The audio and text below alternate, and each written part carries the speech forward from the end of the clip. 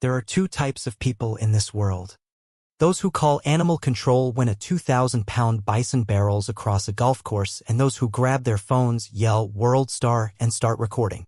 The HA officers at Tranquil Pines did both. While Marcy screamed about lawsuits and Lyle tripped over a flamingo lawn ornament, Flapjack the bison stormed across their collapsing dignity like a woolly battering ram wrapped in velvet. But this didn't start with hooves. It started with hedge clippers and a smirk. I noticed something was off the moment birds scattered from my yard. Birds don't just flee unless something spooks them, like 3 HOA officers cutting a hole in your fence at 7 in the morning. I was coming back from a dawn photo shoot of sandhill cranes, camera slung around my neck, latte half finished. My first reaction wasn't rage. It was disbelief. Who cuts into a bison enclosure without checking what's on the other side? Derek, the HOA president and full-time beige dictator, decided my fence violated height codes by 2 inches. Apparently, it was an unsightly deterrent to property value. He stood in his salmon-colored golf shirt, hand on hip, like a tyrant in khakis. Marcy clutched her clipboard with the self-righteousness of a PTA queen. Lyle looked like he wanted to be anywhere but there, sweat darkening his khakis. "Karen, we issued a notice last week," Derek said, his fake smile nearly twitching off his face. "I was out of state photographing wild lynxes," I replied.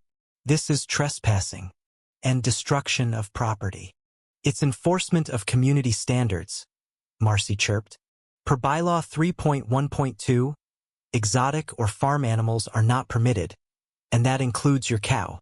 "He's a bison," I growled, "and he's an emotional support animal. Fully documented," Lyle muttered. "Still weighs more than a sedan." Then came Flapjack. He sensed the breach in his domain and strolled through the hole like a shaggy avalanche with hooves. Derek's face paled. Marcy stepped back. Lyle squeaked. "Don't move," I warned.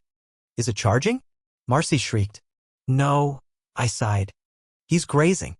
But calm isn't in the HO vocabulary. Derek ran. Flapjack thought it was a game and gave chase. Lyle and Marcy followed, flailing toward the only safe space, Tranquil Pines Lake. They waded up to their chests, soaked and humiliated. Flapjack stopped at the lake's edge, bored, and wandered off to munch sunflowers. Kevin, my neighbor and drone enthusiast, was hovering overhead, cackling. "Karen, your bison's gonna be a meme by noon," he shouted. He was right. The footage went viral before I could lure Flapjack back with apple slices. The HOA, soaked and seething, avoided eye contact as they sloshed back to land. Derek barked into his phone.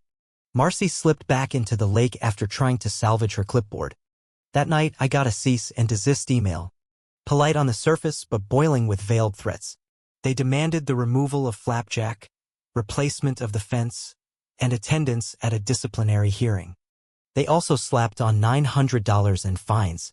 Something snapped. Maybe it was Derek calling Flapjack a public safety hazard. Maybe it was Marcy's smug voicemail. Maybe it was the way they'd cut into my property like it was theirs. They crossed a line. So I did what any petty, environmentally minded, emotionally stable homeowner would do. I installed trail cams and pointed one at the HOA clubhouse. I logged into my late aunt's old HOA email account. I still had the password and started digging. Turns out Tranquil Pines was far from tranquil. I found rerouted funds, unapproved expenses, suspicious voting records. The silence in the neighborhood wasn't forgetfulness, it was preparation. They would strike back. They did, with bright orange violation notices. 1 per day. Unauthorized livestock. Lawn 2 inches too long. Yard ornament fines. Even the flamingo that floated into my yard from across the street. It was a psychological war. I tried to reason with them. Offered compromise. They didn't budge. Then one day, I found a black box in my hedge. A motion-triggered camera. Not mine. It transmitted to a local encrypted server. Milo, my teenage hacker neighbor, cracked it in 20 minutes. There were 8 feeds. My property had 2, labeled Karen Front and Karen Back. I didn't scream. I planned. I followed every bylaw. Painted my mailbox regulation beige. Placed wind spinners exactly 6 feet from the curb. Showed up to every HOA meeting and asked hard questions. Derek squirmed. Marcy chewed pens. But the real power was in the documents I unearthed. My aunt had been a founding HOA member. I found a clause she'd written an emergency homeowner veto effective if the board violated transparency protocols. It was voted in but never repealed. If I could prove violations, I could activate it. Milo helped gather digital evidence. Internal memos, surveillance orders, expense logs.